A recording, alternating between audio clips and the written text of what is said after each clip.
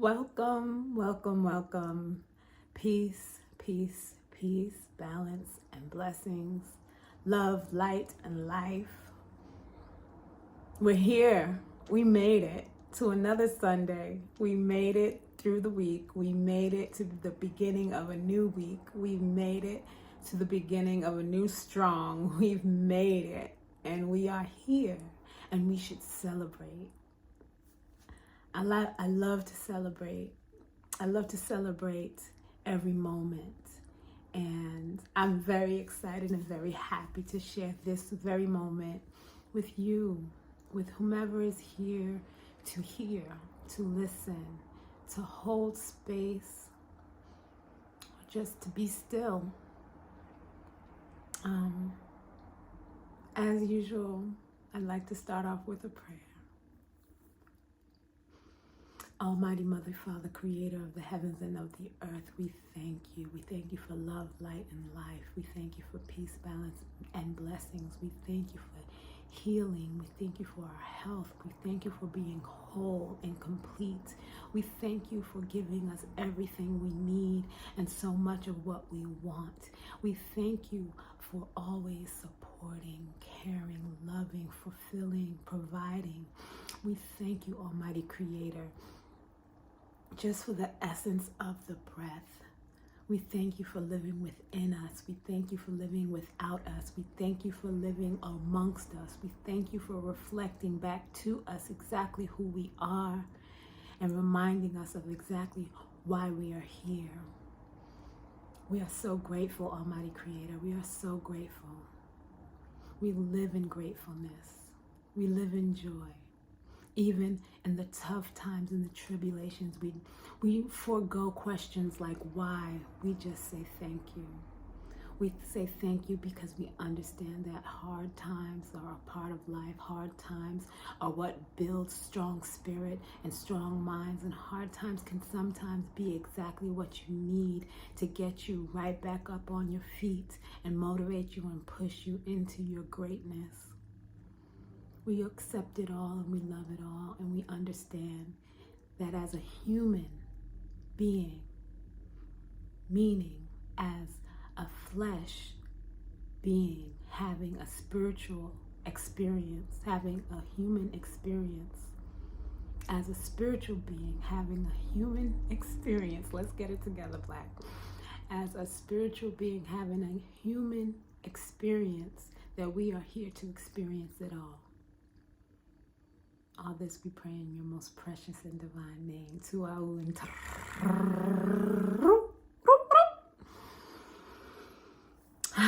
Let's bring ourselves to the center of ourselves right here in the diaphragm.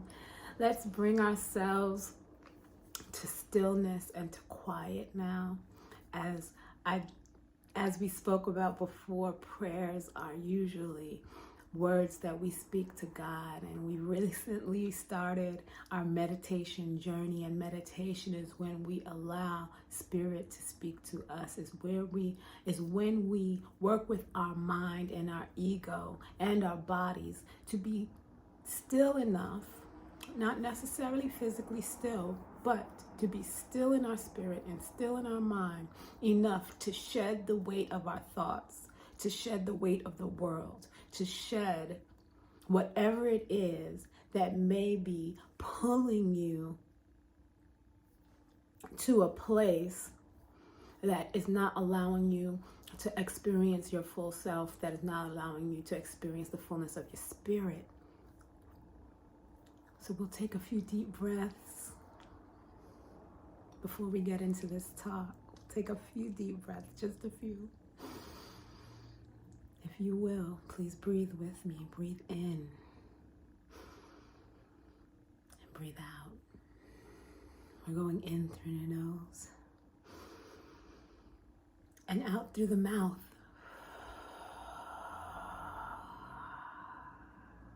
We're breathing a sigh of relief. We're breathing in through the nose and out through the mouth.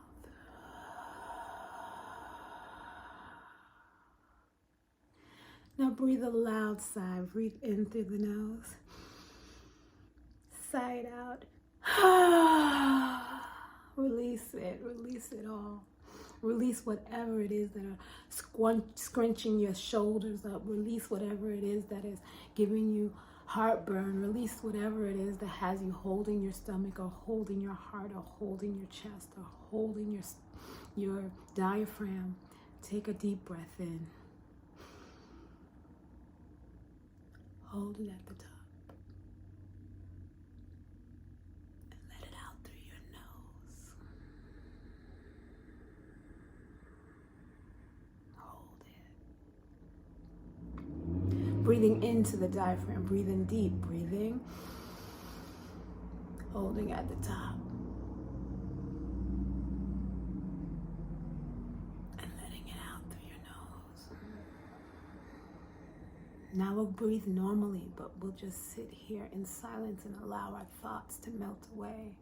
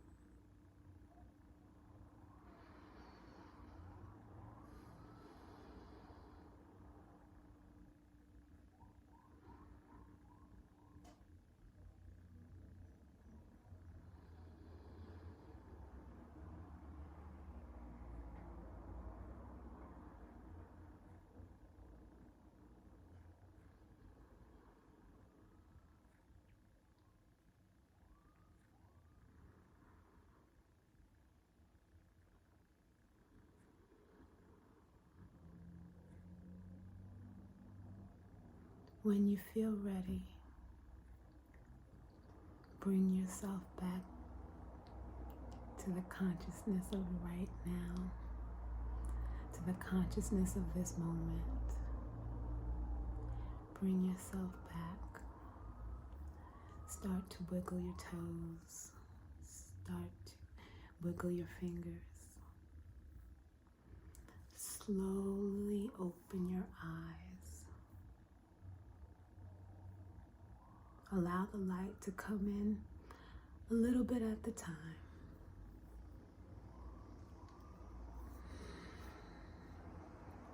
As I come back to myself, it just makes me so excited to share with you the things that I've been asked to share with you.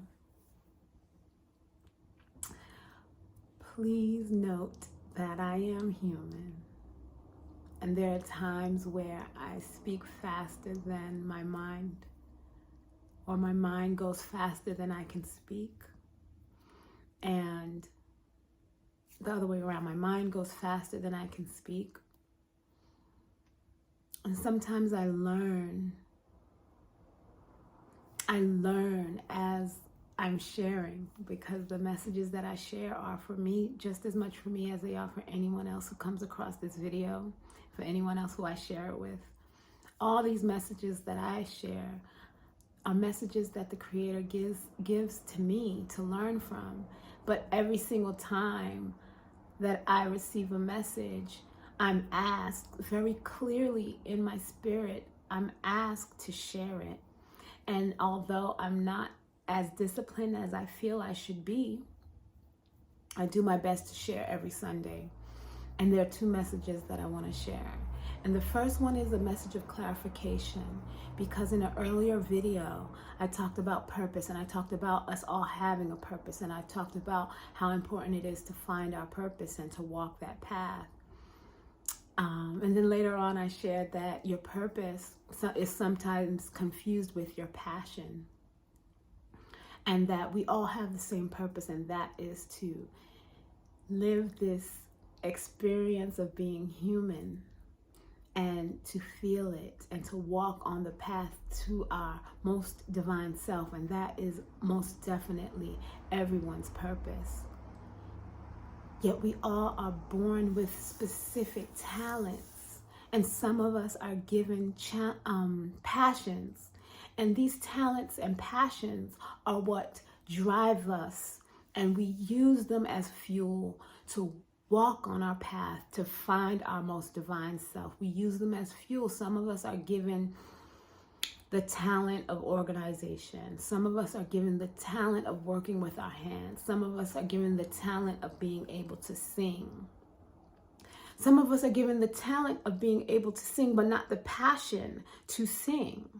So you see where I'm going here. We all have the responsibility to use both our passion and our talent to bring us home to our most divine self. And you may not have a passion. You may feel like you don't have a talent, but you do. You may not have a passion, but you have a talent. You do have a talent. Your talent can simply be something like, oh, I know how to fold and organize clothes very well, and I can teach you how to do that.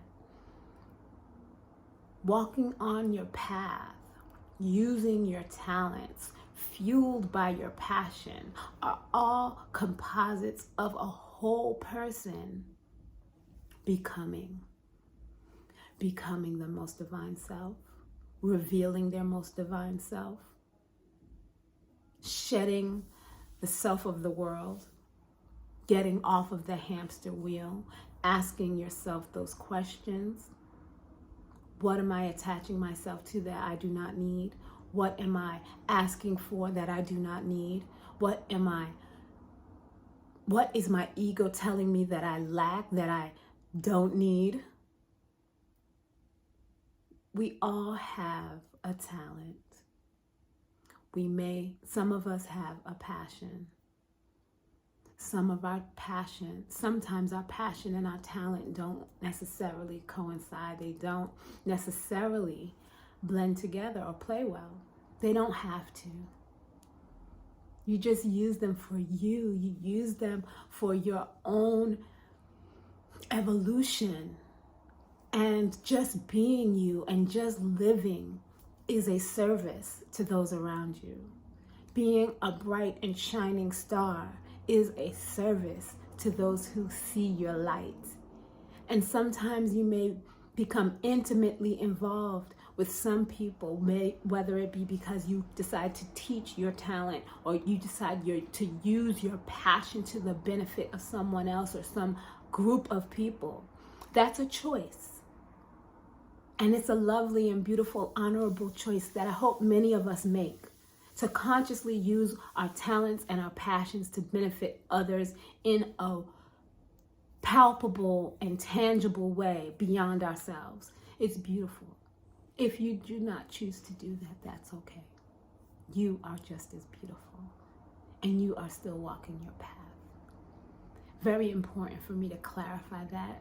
I hope it all makes sense, but what I've learned also in learning from others is that I have to interpret the meaning for me.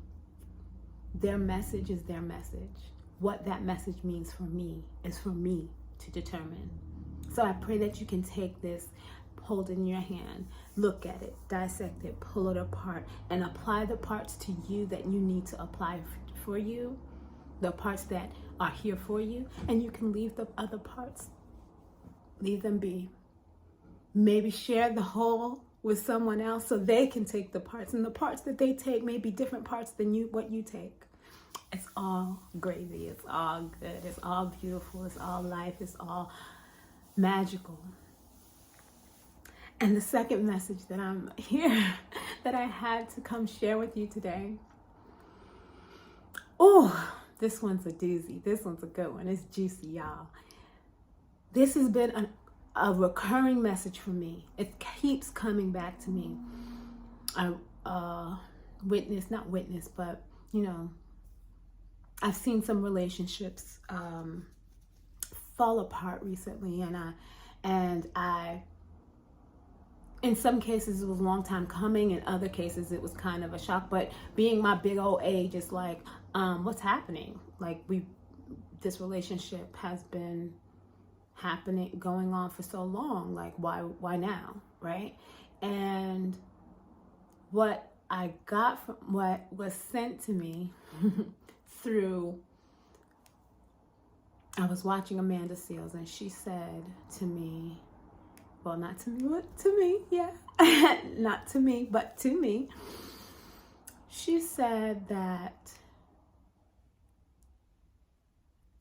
as friends, and I'm paraphrasing, as friends, we should be able to see each other's world and account for that in our relationship, in our conversations, in our, in our relationship. And sometimes we get into passionate conversations with each other, with those who we're in relationship with, and it's a job, it is work to remove yourself from the conversation in the moment and see the macro of who you both are. It is a task, but it's a worthy and noble one.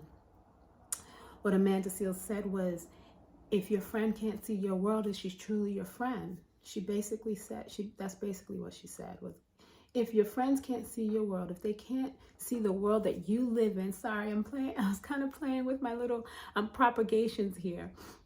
I said one day I'll do a plant tour, but not yet.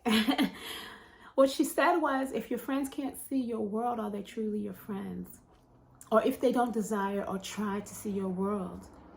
And I do believe that you can still be friends, or think you can be friends with somebody. You may not know how to have a relation with them. You may not know how to be in a relationship with them. Just like two people can be lovers, but if they don't know how to love the other person, if they don't know the other person's way of receiving love, then that person will never feel love in that relationship. So I do believe you can be someone's friend, but you could also not be fulfilled in a relationship because you can feel like the other person doesn't see your world. It's up to us to open our eyes, to see the bigger picture of where we all are in life, and use the tools of compassion, use the tools of grace, use the tools of a little bit of empathy to see each other better. Now, relationships fall apart if one or both of the people in relation are not getting what they need from the relationship. And that's okay. This message came to me again because I was watching another program, Tab and Chance, and they said sometimes when you lose, you win. And sometimes when you win, you lose, to be honest. But it's all about perspective. Sometimes when you lose, you win. Sometimes when things fall apart, it's for the betterment of ourselves. And what's interesting is that sometimes when we think we're supposed to go in one direction, in reality, our spirit knows better. but we don't listen. We don't always listen. We fight with our ego to go in a direction that our spirit has clearly told us not to go. And then we find ourselves in pain and in anguish because we didn't listen to spirit. Or sometimes we're just too crowded in our mind to hear spirit. So we lead with ego, we lead with our mind, and we think we're supposed to go somewhere. And then spirit is like, no, I've been trying to show you this. So I guess I'm going to have to take this away from you so you could see it. Maybe I'm going to have to pull what you're focused on out of view so you could see where I really need you to go. And when you are in tune with spirit, and when you're listening for spirit, and when you're talking with spirit on a regular basis, not ego, you will either have to surrender to it, or you will be pushed into an uncomfortable position that you will have to see it, and you will have to listen and move in the direction accordingly. And it might be unwillingly. You might go like that toddler who's having a temper tantrum and their parent is trying to get them out of the department store. That might be how you wind up in your car seat heading home to you. But you will get there. That's a choice. It's a choice to have the temper tantrum. It's a choice to lead with ego. Even when you're crowded, you're cloudy, you have to start using your tools to release, to release, to release, to release, to release. Use your tools to release yourself from the burden of the world and of the ego. We started off with prayer, then we went into a meditation. Now we're having this discussion, and we're realizing, or I hope we're realizing, that prayer and meditation are two sides of the same coin, and that if we use it, it will show us the way. They're two sides of the same coin. They're two methods to letting go of this world, of the world, canceling the contract you've signed with the world, and searching inside of your drawer for that contract that you signed so many years ago, seeking who you are so you can walk your path to your most divine self. That's it, that's all. That's it, that's all, y'all. That's what I got. I'm so grateful to be used to serve.